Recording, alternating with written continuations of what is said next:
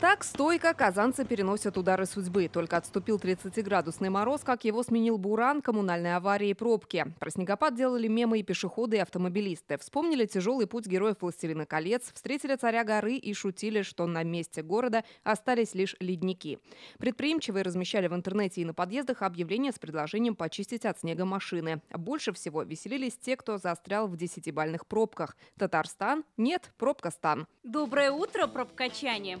Родные давно не виделись, соскучился. Я вас вижу чаще, чем своих родителей. Каждое утро на нашей улице начинается одинаково. Это уже обычай, традиция, я бы сказал, ритуал. Одинокие в пробках не теряют время и устраивают личную жизнь. Раз уж такие пробки, ищу парня от 25 лет. Ищу спутницу жизни, буду хорошим семьянином. Другие нашли нестандартный выход из пробки.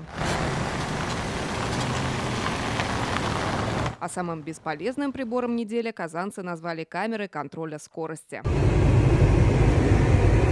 Лина Зинатульна, ТНВ, Казань.